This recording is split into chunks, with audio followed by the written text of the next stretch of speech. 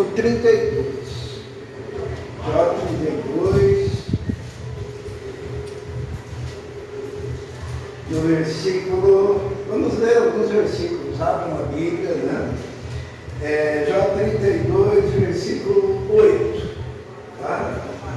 Jó 32, versículo 8, uma palavra de Eliú, mas Eliú, mesmo sendo um dos amigos de Jó, existem momentos que ele fala coisas que são realmente fundamentais, né? Então a gente precisa ler também o Eliú, também os outros amigos, e fazer aquela filtragem, né?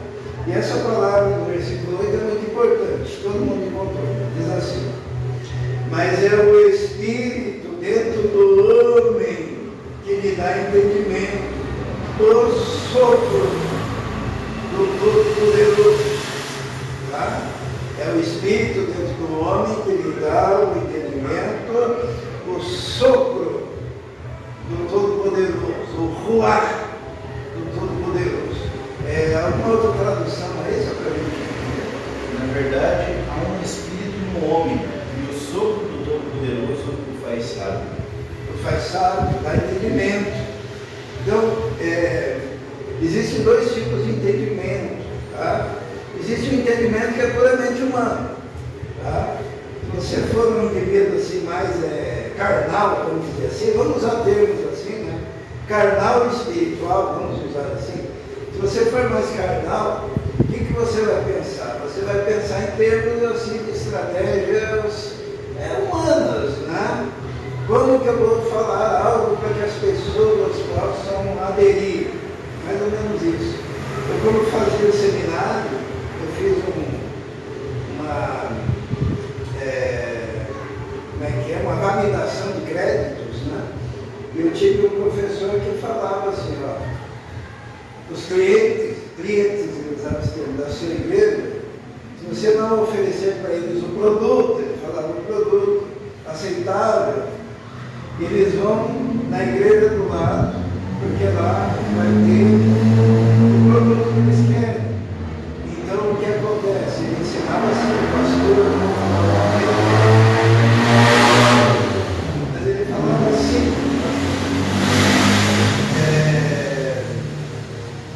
os seus clientes vão para concorrência. Entendeu? Eu ficava de cabelo em pé com aquilo, mas a sala estava cheia do Seminário Teológico Batista do Paraná, e esse pastor, ele foi bem sucedido em muitas coisas que ele fez, né? Ele conseguiu levantar uma igreja em Piraquara, lá, no meio de uma briga de famílias, ele conseguiu fazer algo de trabalho, tá? Eu fico pensando, ele usou métodos assim, e às vezes conversando com o crente, a gente se decepciona e dá a impressão que o ruach, o sopro do Todo-Poderoso não soprou naquele canto, tá? Porque vamos abrir em outro texto, lá em 1 Coríntios, no capítulo 2. 1 Coríntios, capítulo 2. O apóstolo Paulo,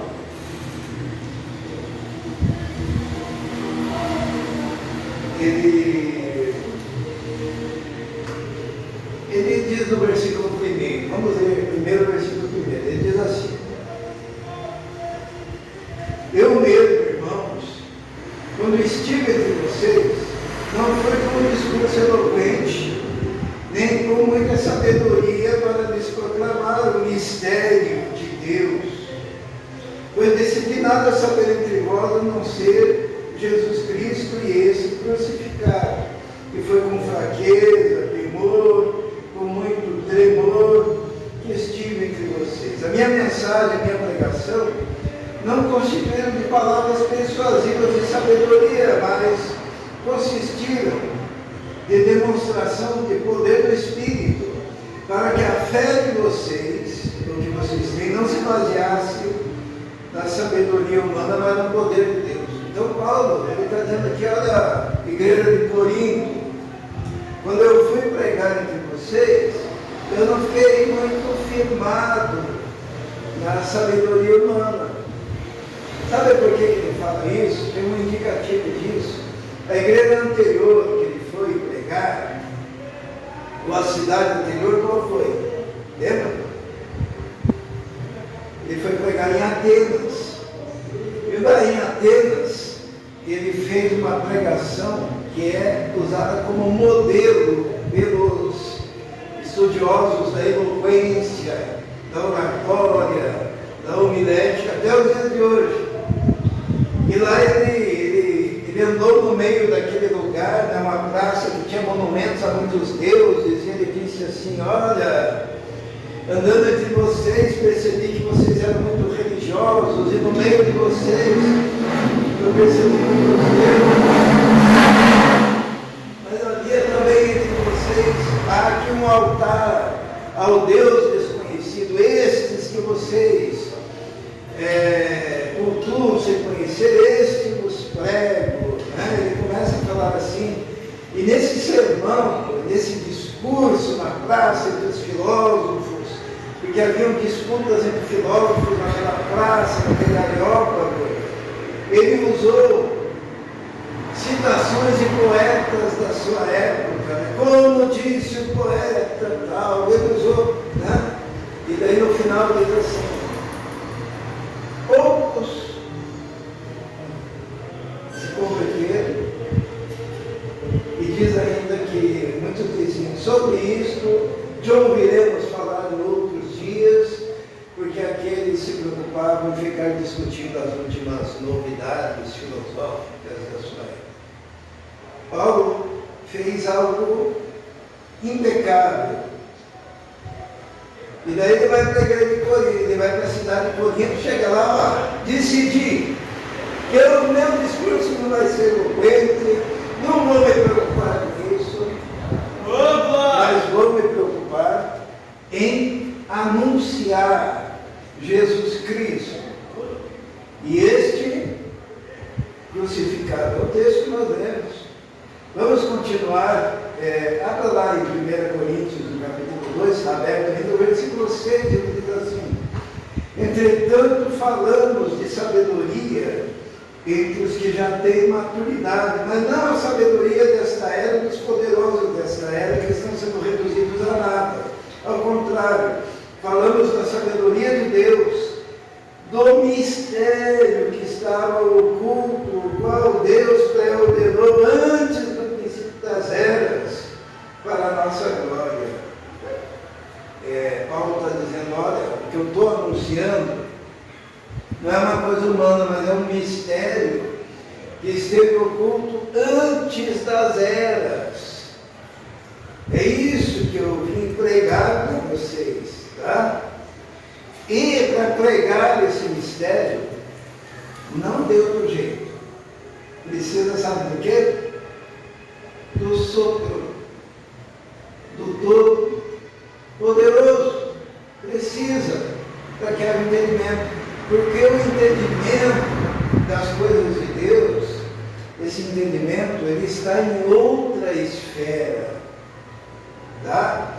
Não está na esfera da alma, mas está na esfera mais interior, lá na esfera do Espírito, onde o nosso Espírito se comunica com o Espírito de Deus. Então, a gente pode fazer a obra de Deus assim, na carne.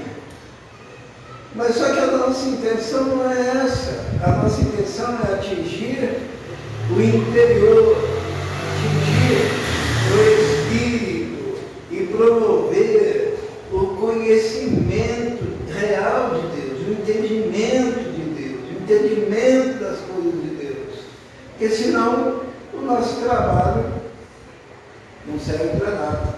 Vamos ler ainda o versículo 9. Veja o 9 aí, ó. O que diz ali? Todavia, como está escrito: olho nenhum viu, ouvido nenhum ouviu, mente nenhuma imaginou o que Deus preparou para aqueles que o amam. Mas Deus o revelou a nós por meio do Espírito. Então, aquilo que o olho não viu, que o ouvido não ouviu, tá? Que minha mente humana alguma imaginou, Deus revelou pelo Espírito. E diz lá assim: o Espírito sonda todas as coisas, até mesmo as coisas mais profundas de Deus. Agora olha o que diz no versículo 14: quem não tem o Espírito não aceita as coisas que vêm do Espírito de Deus, pois são loucura, e não é capaz de entendê-las, porque elas são discernidas espiritualmente. Então, irmãos, a gente está aqui, na igreja, um grupo pequeno, tá? Mas esse grupo, ele precisa querer a coisa certa. O que é querer a coisa certa? Querer as coisas do Espírito, que se discernem espiritualmente. Nós não podemos nos submeter a ter um entendimento humano, carnal, superficial.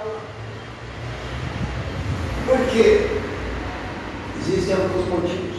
Vamos abrir lá em Mateus. No capítulo 13.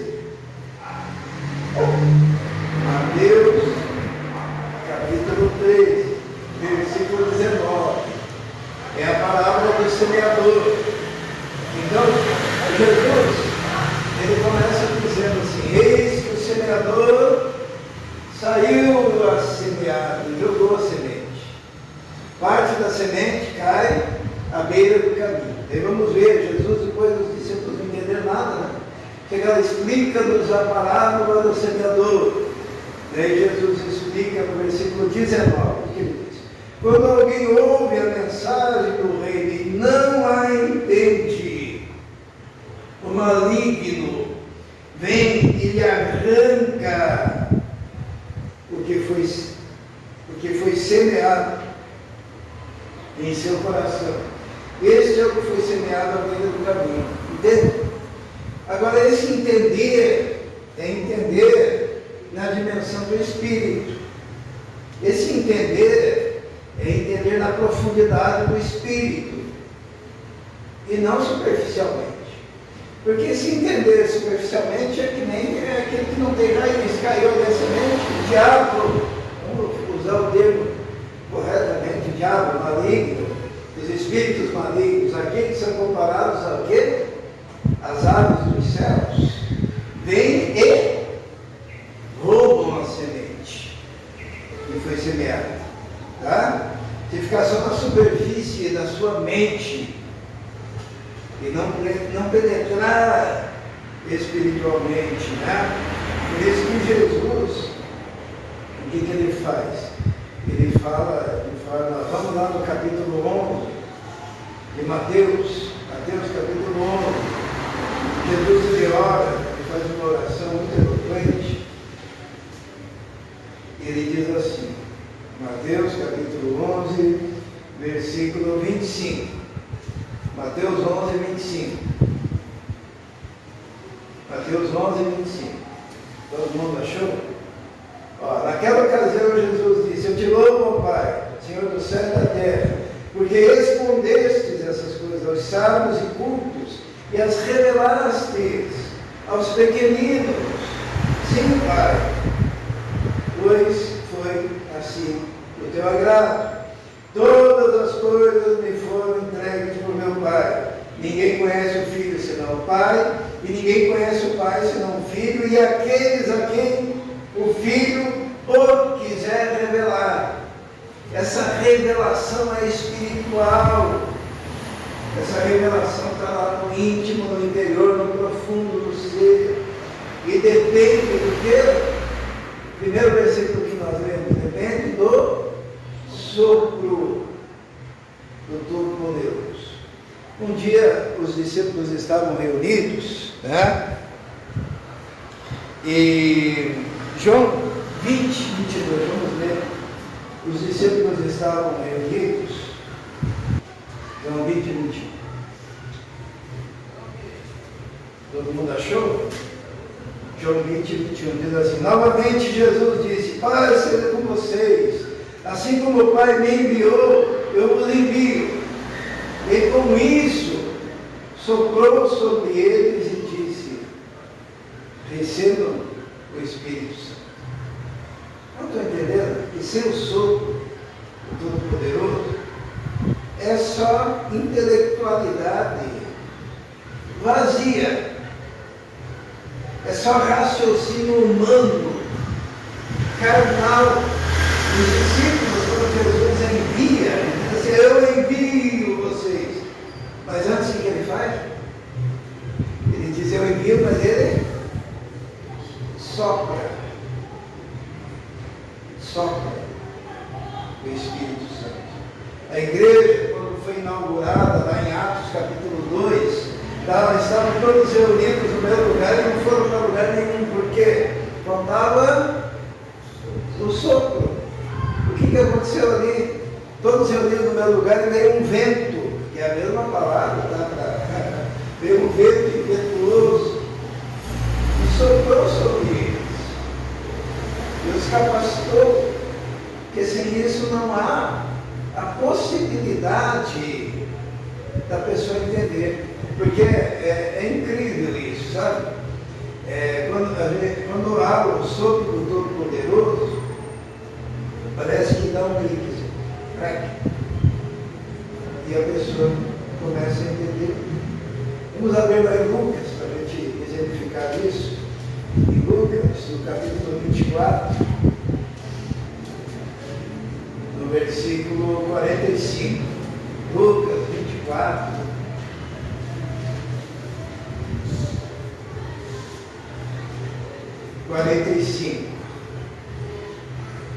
Lucas 24, 45 diz assim: então, o que diz ali?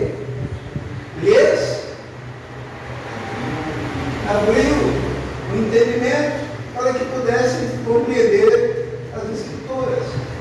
Isto é, se não houver esse abrir o entendimento, não tem jeito. Vira uma religiosidade cheia de fricote, cheia de problemas, cheia de questiúnculos, tá? Mas o Espírito sopra, o entendimento se abre, a percepção se abre, a visão se abre, e as coisas começam a ser vistas espiritualmente, de forma diferente. Vamos abrir também no versículo, em João 14, vamos abrir lá em João 14. João 14. Vamos ver o versículo, quando Jesus fala sobre o Espírito Santo, versículo 26, diz assim,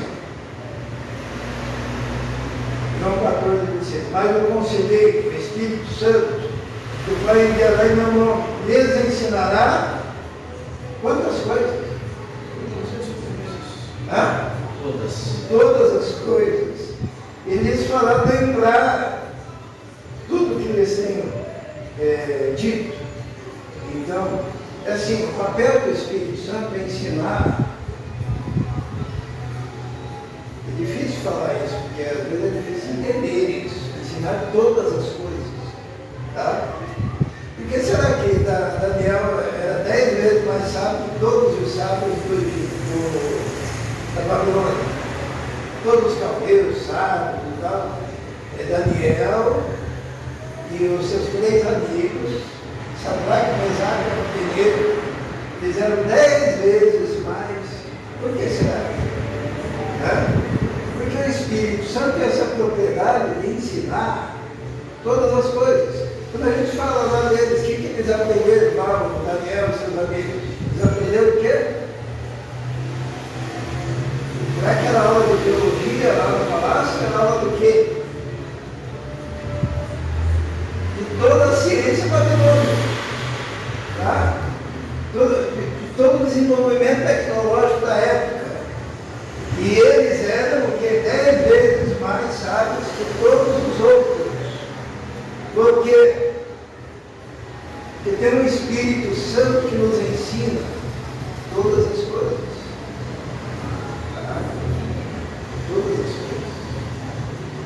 Por que ele ensina e revela todas as coisas? Vamos ver se eu encontro aquele texto.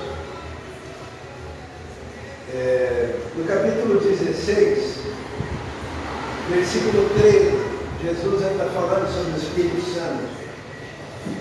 João 16, 13 diz assim: mas quando o Espírito da verdade vier, ele os guiará a toda a verdade. Não falará de si mesmo, falará apenas o que ouvir, e lhes anunciará o que está por vir. Ele me glorificará, porque receberá do que é meu, e tornará conhecido a vocês. O que significa isso? Quando nós recebemos o Espírito Santo, ele nos ensina aquilo que ele ouve do Pai. Ele recebe de Jesus aquilo que ele quer revelar. E ele nos ensina. E é essa sensibilidade do sopro do Todo-Poderoso sobre nós que é necessária para que a gente compreenda as coisas de Deus. E é isso que nós precisamos estar sensíveis ao Espírito Santo. E aquilo que Ele quer, a ouvir a sua voz, a sentir a sua direção, a sentir a sua graça, não permitir, em hipótese alguma, que as aves dos céus todas nessa. Porque senão nós seremos que nem aquelas mulherinhas. A mulherinha está escrito lá em Timóteo, tá? Não é ofensivo. Lá em Timóteo, Paulo fala para Timóteo: mulherinhas carregadas de pecado, sempre, não lembro? Sempre aprendendo e nunca conseguindo chegar ao conhecimento da verdade. Os irmãos sabem o que é sempre aprendendo e nunca chegar ao conhecimento da verdade? É que nem os alunos hoje em dia dos DCS das universidades, né? O cara está com 40 anos, 50 anos fazendo o seu curso. E não jubila, sabe por que não jubila? Porque ele faz parte do centro acadêmico. E daí ele recebe essa vantagem de não jubilar. Se torna um aluno profissional. E nunca vai se formar. Que nem essas mulherinhas, não sei se usaram no contexto, quando fala que é para resistir, como Janes e Jambres resistiram a Moisés, assim importa que sejam resistidos aqueles, né? E esses que entram em casas de mulherinhas sobrecarregadas de pecado, que sempre aprendem, mas nunca conseguem chegar ao conhecimento da verdade. Sabe por quê? Porque precisa do sopro do Todo-Poderoso. Achou? É só procurar seu vídeo na internet, mulherinhas sobrecarregadas de pecado. Mas, eu gostaria de dizer então que o sopro do Todo-Poderoso é nosso. Porque aquele que não tem o Espírito do Senhor não é dele. E nós somos do Senhor. Cada um de nós, Israel, Mateus, a Bíblia, Israel, o irmão Margarida, a Ariane e eu, nós temos o sopro. Existem camadas que a gente pode crescer no conhecimento. Então,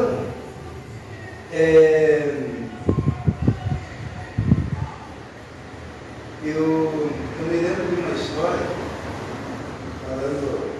tinham dois pregadores nos Estados Unidos, que na década, mais ou menos na década de 50, 40, 50, eles se tornaram um marco lá nos Estados Unidos, tinham um programa de televisão, e eram super populares e pregadores, e tinha um que era hiper eloquente, só que seu companheiro, seu colega, ele não era tão eloquente, tá?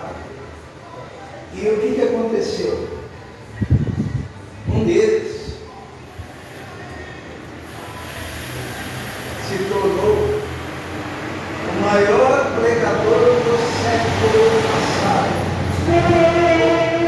Quem foi o maior pregador do século passado? Tá? Billy Graham. Só que tinha um cara que era companheiro dele, chamado Charles Templeton, que ele era superior ao Billy Graham. Ele era mais bonito, mais carismático, mais eloquente. Ele pregou em todos os Estados Unidos. Ele era o cara que todo mundo olhava, e esse vai. Sabe o que aconteceu? Chegou um momento em que o Charles Templeton anunciou para a nação que ele estava virando agnóstico, não acreditava em mais nada.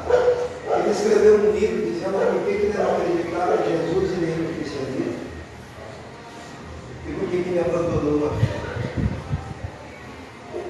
E aquele que era o mais eloquente, o mais bonito, o mais carismático, faltou o quê? E aquele que não era tanto, o Billy Graham, tornou-se, porque ele é considerado o pregador do século passado, ele pegou no mundo, e muita gente está morrendo com a mensagem, e nós o consideramos um homem muito eloquente. A gente estava conversando sobre isso. Mas olha bem, irmãos, a morte do Charles Templeton, quem estava com ele no momento da sua morte, ele morreu em 2002, as suas últimas palavras, sabe quais foram? Ele começava, no momento da sua morte, ele olhou e falou assim: eu tenho saudades de Jesus.